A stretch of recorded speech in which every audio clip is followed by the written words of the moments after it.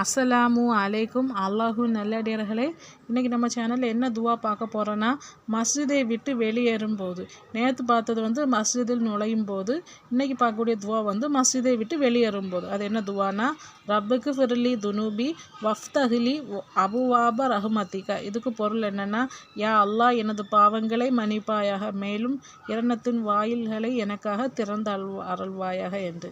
இந்த மாதிரி ஒவ்வொன்றுக்கும் நுணுக்கமாக உள்ள துவாக்களை ஓதுங்க. அல்லாஹ்விடமிருந்து அதிக நன்மை நம்ம பெறுவோமாக.